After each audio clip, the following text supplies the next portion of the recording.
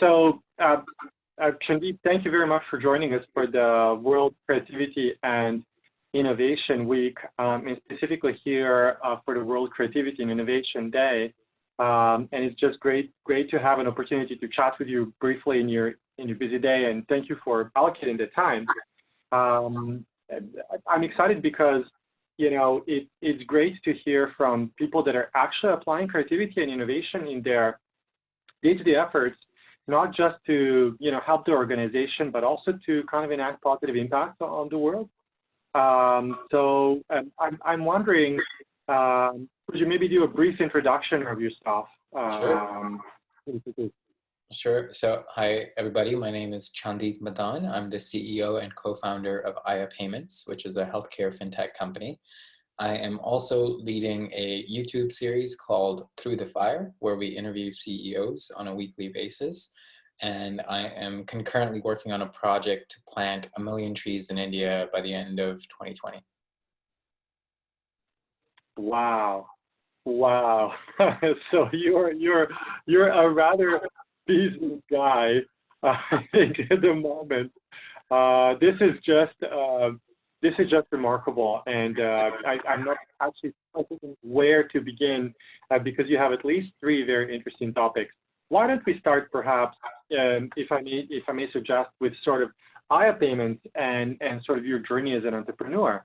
How did you decide to become an entrepreneur? I think it was always something that I wanted to do. I grew up in a household where my dad was an entrepreneur and my grandfather was an entrepreneur. So I always knew that I wanted to be an entrepreneur. I always knew that that's something that I was called towards from an early age. I went to college and decided to get a job after college because I didn't honestly have belief in myself at that time. I didn't believe that I was capable of becoming an entrepreneur at that time. I knew that I wanted to do that at some point, but there was a lot of fear and inexperience contributing to that fear. And as I slowly grew in my personal journey, I started working on myself, self-improvement, a lot of practices, daily practices to really take care of myself and teach myself how to be more comfortable, how to be honest with myself, and how to be loving towards myself and caring towards myself, respecting myself. That honestly allowed me to take the step forward where I believed that I could take care of others. And once I felt that belief and had a solid idea, a solid support system for being an entrepreneur, I decided to take the leap and start my own company. Wow, I just love that. Thank you for sharing that. I get a sense of a really methodical approach where, normally we kind of think about wanting to succeed in the world, and we sort of try to imagine what is it that the world kind of needs, and we just kind of dive in there. And I really, and sometimes with spotty results, and I wonder whether what we're hearing in your example is that you kind of started by looking at sort of yourself, and I really love your idea around the kind of the self-recruitment and daily practices and kind of becoming more comfortable and honest with yourself. And I really like how you kind of frame that as sort of respecting and caring for yourself. How did you arrive at the idea of kind of doing those practices as a way of kind of enabling your entrepreneurship? Yeah, I honestly went through a pretty life-changing experience with a previous partner, and the sadness that I felt at that time was very deep, and I realized that the sadness wasn't coming because of my separation with my partner, but it was coming from something deeper. And I decided to explore this. I mean, I'm a very curious person, and I've been a curious person since a very young age. And I decided to explore why is it that I was feeling this way? And what about my internal systems was making me feel such a depth of sadness? And I was celebrating with a couple of friends at a dance party, and it was the festival, in the Indian festival, Holi. So there were a lot of colors flying around, a lot of water flying around. People were dancing and wet and colorful, and and I was sitting with these friends, and they told me that I should do Vipassana. And Vipassana is this form of silent meditation that is taught in centers all around the world for free. And as soon as I heard it, there's just something that resonated with me, that this is something that I want to do. And as soon as I went home, I signed up for it. But the next session was 3 months away. So I was like, okay, I'll wait 3 months for my 10-day silent meditation retreat. And while I was working on going to Vipassana, those 3 months were just a blur. Just, I was grief stricken and trying to come out of it. But one of the things that I learned through doing this process was when I was speaking with my parents, my mom's like, oh yeah, your dad did Vipassana when he was your age. And then your grandfather used to go to Vipassana all the time. So it really opened my eyes and kind of took it as a family legacy lineage kind of thing. I was like, I have to do this. So I went to my first Vipassana course and really made sure that I was taking the time needed to love myself and take care of myself. And when I did this, what I realized was that even during this process of Vipassana, I was being very competitive. And I was trying to go ahead and trying to, like, how much can I get out of this silent meditation retreat? Let me just do the best that I can. And it took me some time after working with various kinds of plant medicines to understand that it wasn't about getting somewhere, that it was about the fact that you were already there and appreciating that and loving it. And that's all what meditation is about. So the combination of both of those items really kickstarted my journey into really taking care of myself. Wow. Thank you for sharing that. This is absolutely incredible. And I love how you say that, it wasn't about getting somewhere, and it was about realizing, you're already there, having worked with plant medicine. These days as kind of, many of us are, if not most of us, are kind of stuck in our places of residence, or it can feel like we're being stuck in places of residence. And, we're, we might experience ourselves as being a little bit limited in terms of where we can go, because we're used to doing a lot kind of out there. We're just used to kind of, having something to see in the world, some kind of measurable results. And I wonder whether this kind of competitiveness that you talk about is kind of connected to this external way of viewing the world. And when we hear you say, it was about realizing that you're already there, there's almost something radical about that as a way of kind of, moving inward and looking inward before kind of jumping outward and becoming a successful entrepreneur. How did you find the process? Did you find it natural? Did you find it kind of surprising or counterintuitive, or did you find it, once you discovered it, it made perfect sense? It's so hard every day. Every day is so hard when I think about this process. And hard in the sense that it doesn't take a lot of effort, but it does require consistency.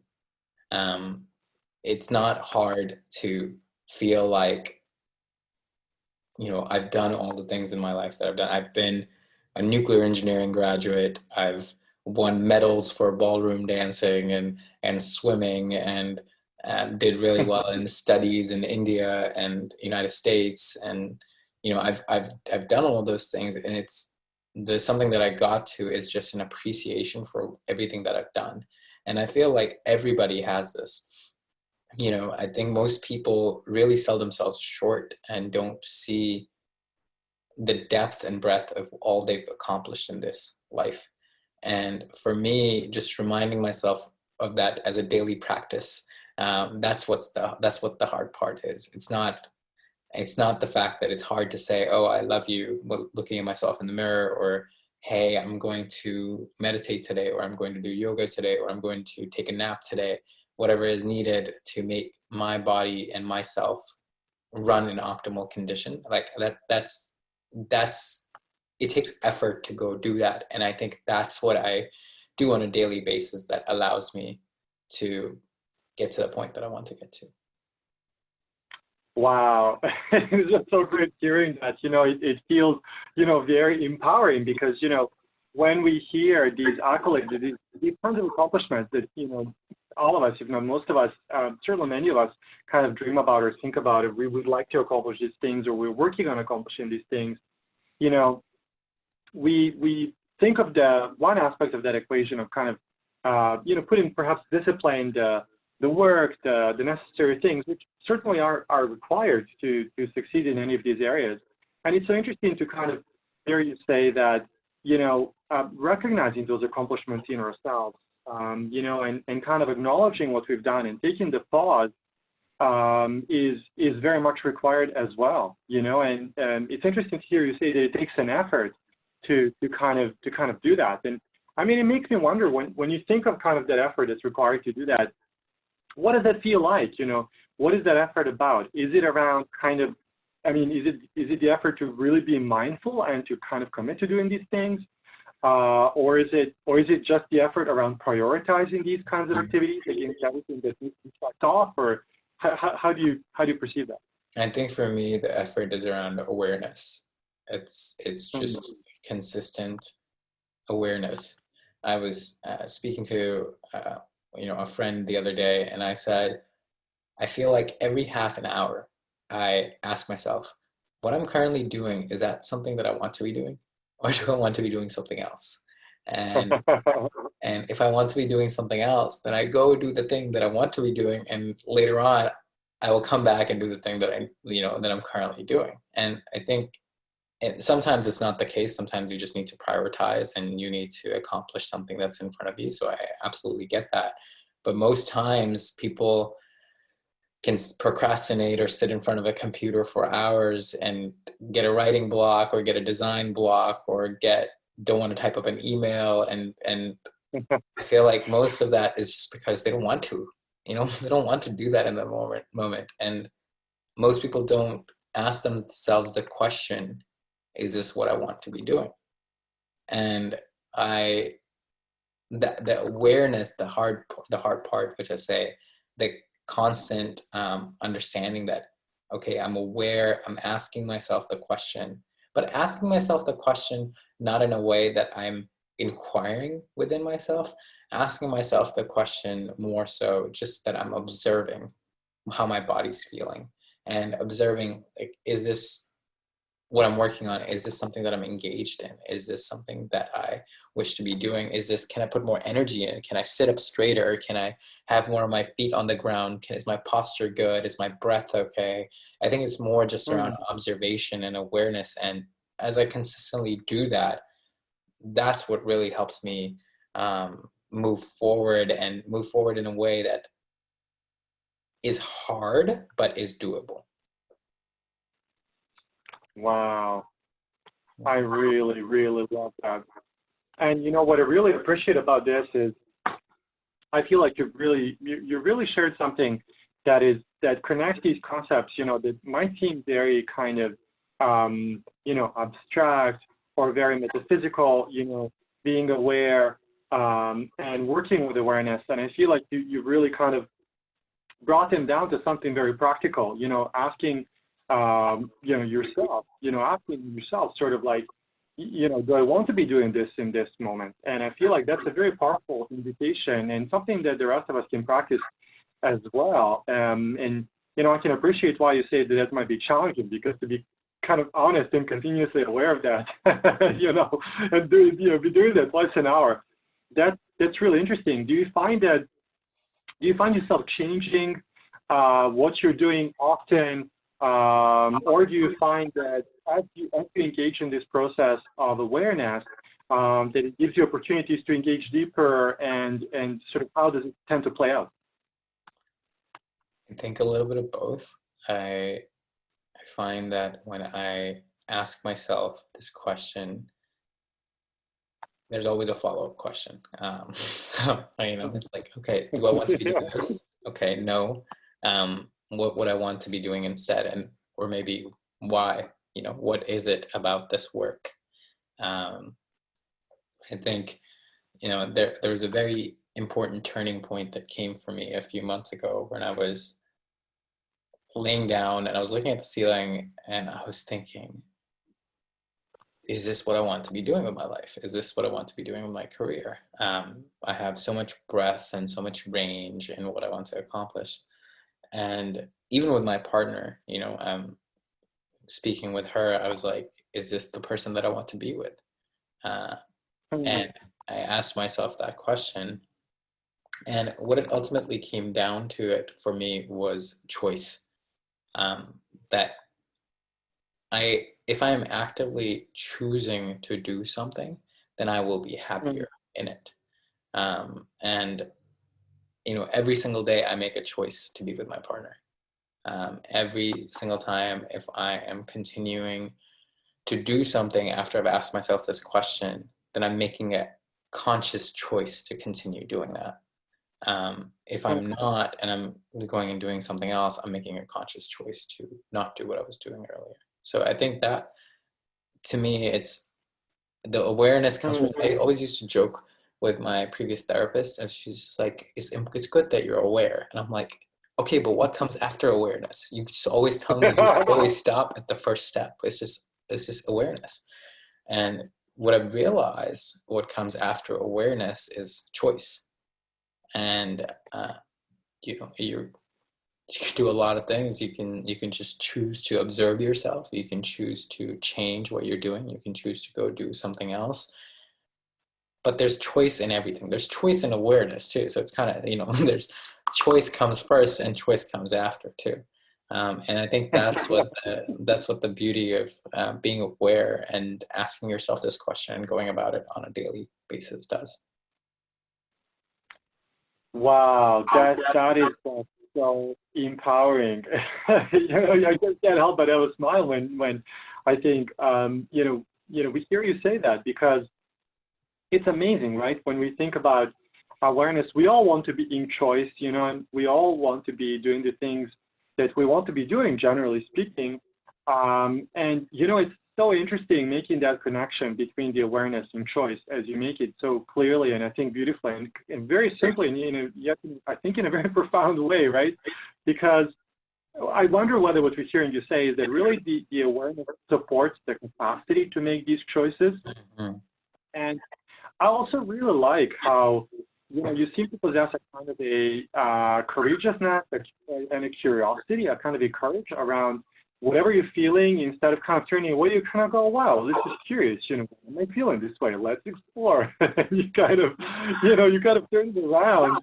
I think for entrepreneurs, that's a very empowering, I think, thing to share, because certainly for our community of innovators or creatives or entrepreneurs, and today's the World Creativity and Innovation Day, I think this is something very powerful that can help, kind of perhaps turn around these things that we encounter from something that could be maybe discouraging, by kind of applying your method to maybe something that's kind of actually quite empowering and kind of quite encouraging. It's very interesting.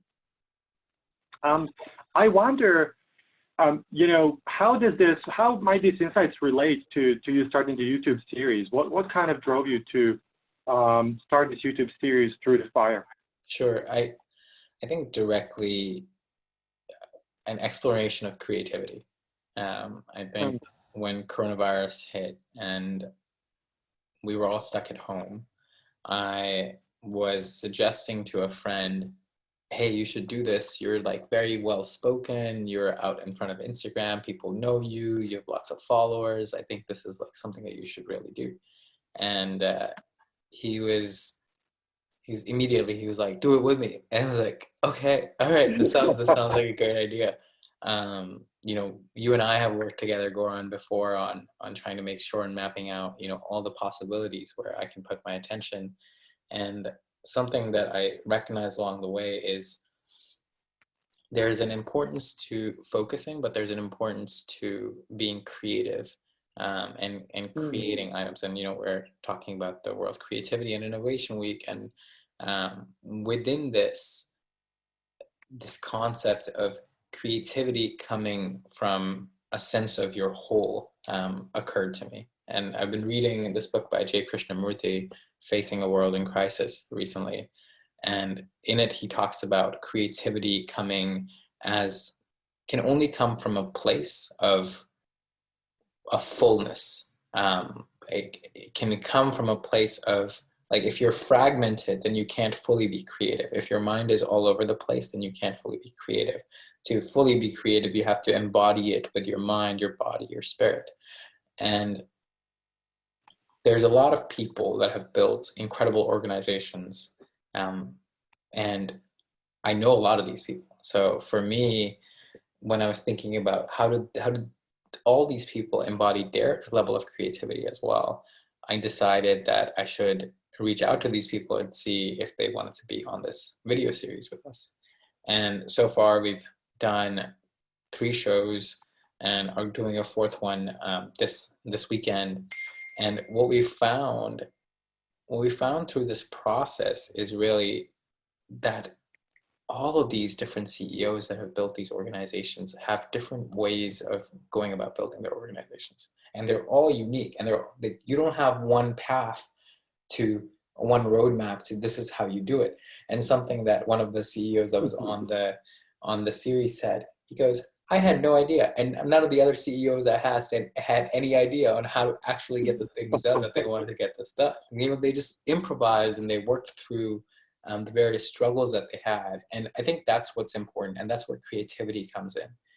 How do you look at a situation and say, I have all of these ways of addressing it, and what do I feel like is the best way of going about it, right? So I think that really helps me. So it's starting through the fire is helping others, but it's also helping me as a CEO and founder, listening from other successful CEOs and founders and talking to them and asking the questions that I've always wanted to ask and getting the answers to. When you're looking at a difficult situation, when you're looking at the fire in front of you, what does it take within you to step through that fire, right? Any kind of difficult situation. As an entrepreneur, as somebody who's living their lives in the most helpful way possible, who've accomplished a lot, how do you learn from these people to get to a point where you can embody that spirit? And so, it's kind of unselfish, but a little bit of selfish reasons too why I started Through the Fire. Wow, I love that. I just love that. Thank you so much for sharing that, because, I think, for the broader community, certainly of innovators, of entrepreneurs, of creatives, I think you really captured very beautifully. I think that's exactly something that, many of us, if not most of us, are kind of wondering about. And what I appreciate about this series that you're putting together, and that you've started Through the Fire, is that it seems to have this kind of focus of, again, sort of demystifying it and focusing on things that people are really doing, to get through the crisis, to get through the fire, as it were. And that strikes me as something that has tremendous value. And I mean, I really have so many questions about it. I wonder whether we might wish to have follow-up interviews really about your learnings, sort of insights from this series, because we've just seen a little bit, and I'm going to plow my way through it. Although already I think we're hearing something very interesting there. You saying that there is no way of kind of doing it, and you're kind of connecting this to creativity and sort of alluding to the fact that all these leaders leverage creativity to kind of get through the fire and through the situation. This is really interesting. I mean, in the kind of podcasts and interviews you've done on YouTube so far, what has really struck you? What have you learned so far in the Through the Fire series? That kind of probably learned many things, but something that kind of sticks in your mind. I think definitely what I just mentioned, that people, even in successful situations, are kind of making it up as they go along. I think that was a pretty important one. I think for the others, what I found is both of the people that we've interviewed so far, and I know the third person that we're going to be interviewing, all of them have various things in their lives that they've been insecure about, that they've overcome from being an accomplished entrepreneur. And Hmm. they've dealt with these insecurities through the process of becoming an entrepreneur and then succeeding and then sometimes exiting. And some have resolved these insecurities and others are aware of them and are in the process of resolving them.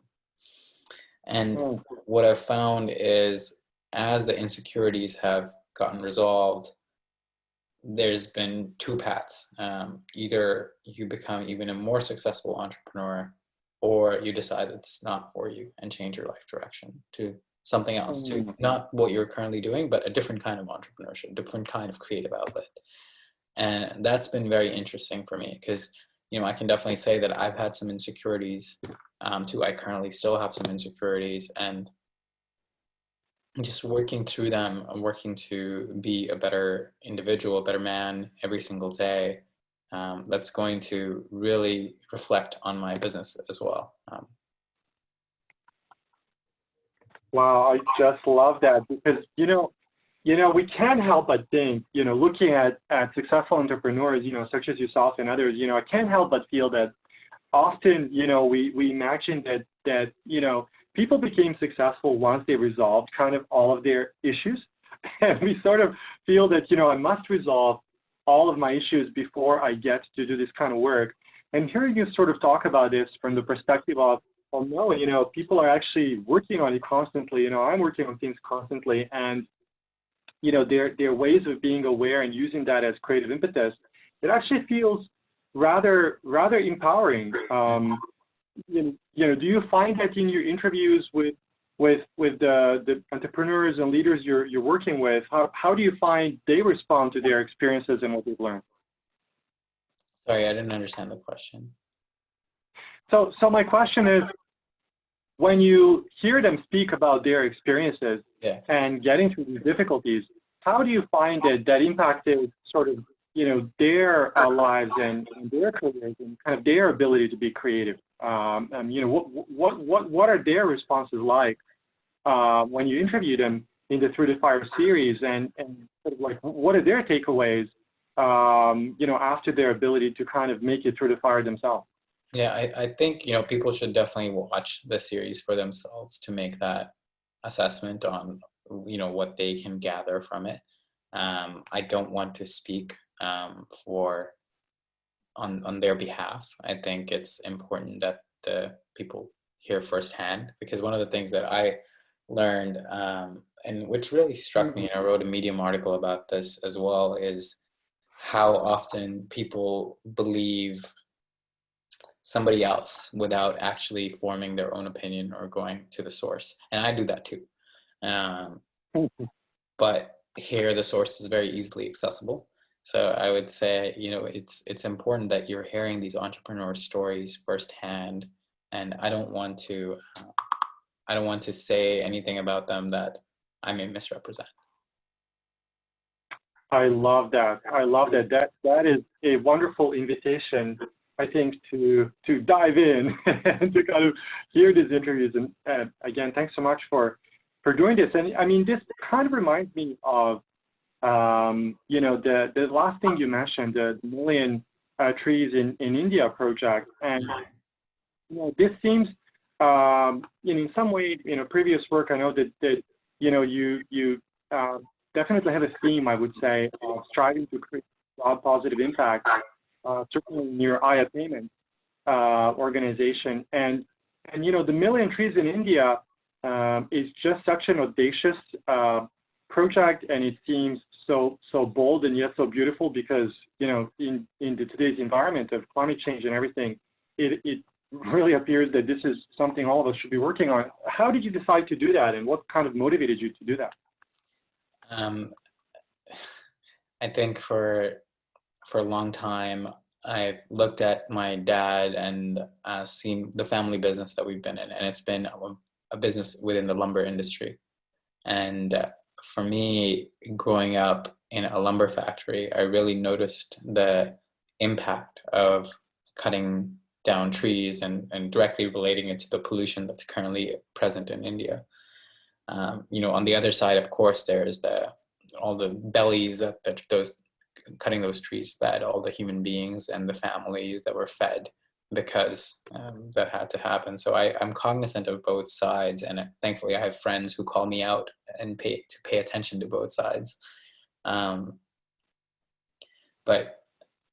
I went to this climate change conference in Toronto with a few of my friends, and I saw a presentation there by another CEO and CEO and founder of an AI-based research company, and it really blew me away. The severity of climate change really blew me away. And one of the beautiful things about coronavirus is the climate recovering and how it's been helped now, but there's a lot to be done.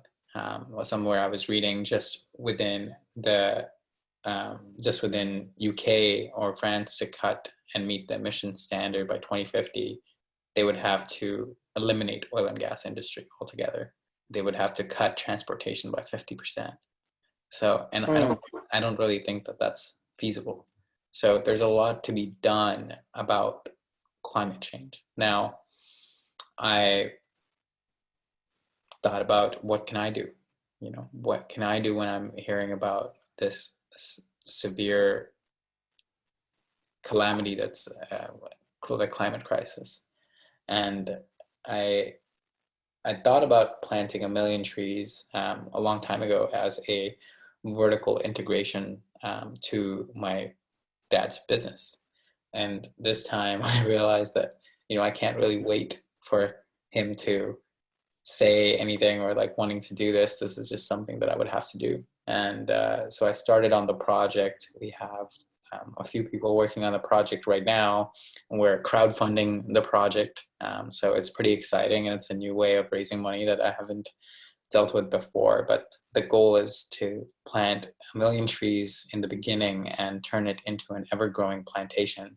So every year we're planting more and more trees in more and more land, and actually generating a positive return for investors. So it's good on both sides. Wow. This is so empowering because in this brief sort of conversation, I think we're hearing you kind of invert many things on its head, sort of maybe perhaps erroneous thought that we had that, you don't get to be successful before you resolve everything. We kind of hear you challenging that instead of saying, no, you just need awareness and choice, and you can keep on moving through the fire. And the second point, I think a very important and critical point around climate change is so relevant to us, perhaps is the most relevant issue of our times, I believe, at least. And, you're kind of turning it around, away from this dialectic, this seeming dialectic that, well, we can either have energy or we can have the climate, and kind of saying, well, no, actually investors can make money, everyone can kind of win. I wonder whether you're seeing in here is really creativity, and that you're just somehow able to find ways how to leverage creativity in these settings where we kind of maybe need some fresh thinking. How do you find yourself being able to kind of use your creativity to find that kind of chink and wedge in kind of a way of moving?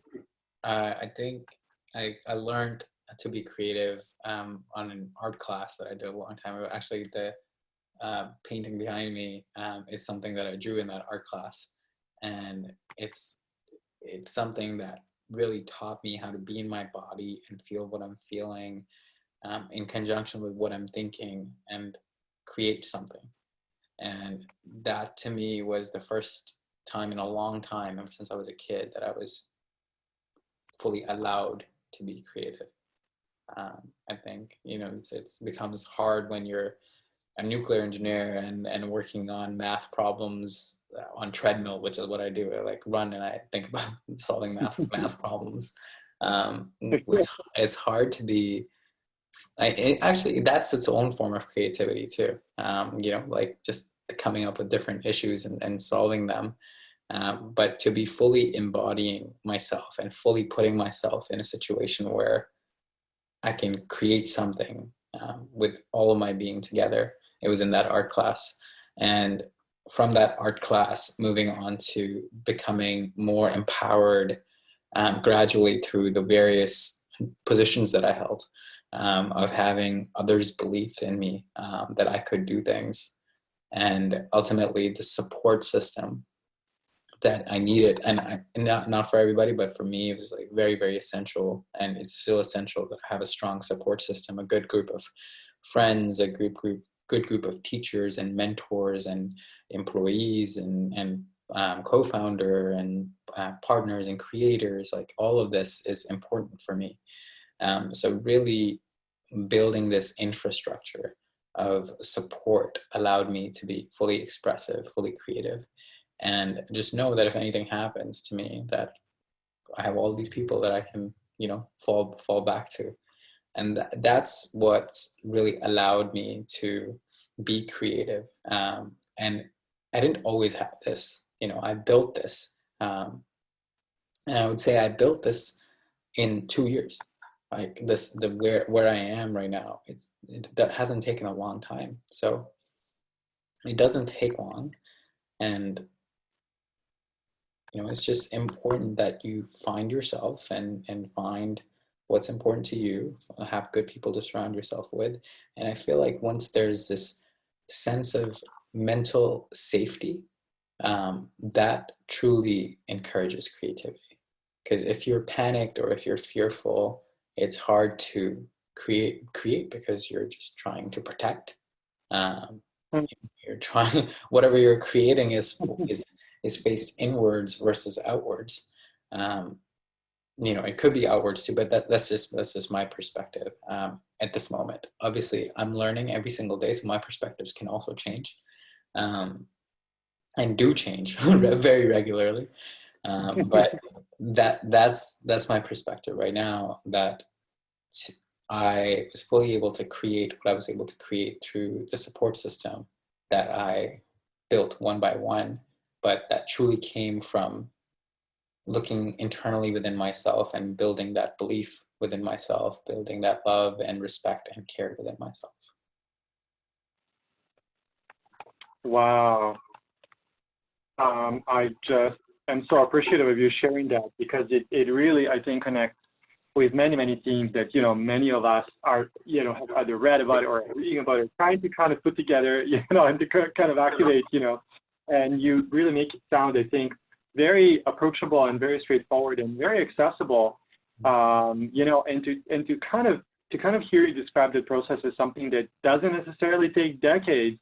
It might take a couple of years if one is dedicated, if one can, work on that awareness, look inward, as we're hearing you say, and, develop that sense of making a choice and enabling that creativity. It's really, really, I think, empowering to consider things from this perspective. And also, the support system, I think, is great to hear about, because I think the other thing many of us wonder about is, like, how do super successful people do it? Maybe they're like superheroes and they can do everything. And so to kind of hear the role of the support system is I think, really, really important. And, something else that I wanted to reflect on that surprised me and that I really love in your response is you're kind of talking about feeling this in your body. And even though you could do these tough math problems and kind of being like nuclear physicists, kind of like, you're also doing art and like connecting the whole class, which also, might remove another, sort of misconception around creativity, that we're either this or that. I really appreciate this kind of thing we're hearing you say about this kind of wholeness. I just love what you shared with us here today. Is there anything else that I didn't ask you, but that you wanted to share, or that's kind of bubbling up or emerging or coming up for you? Yeah, and I think for me, it's that there's joy in choice, and it's important to be aware and make the choice to be aware. But whatever choices you make, there is joy in there. And I know many people are searching for joy in their lives, especially amongst this crisis that everybody in the world is going through together. And there's kind of a beautiful solidarity in that. So I would say, make sure that you're choosing the things that you can that are under your control. And if there's a problem you can't solve, then it's not your problem. Wow, I love that. All right. I think this is just absolutely empowering and wonderful. I'm really appreciative of everything you've shared with us today, and I hope that many others will actually get to hear some parts of this whole conversation in its fullness, or at least in some portion. All right. Thank you, Goran. Thank you so much, Chanddeep. I hope we talk again soon in a conversation. Absolutely.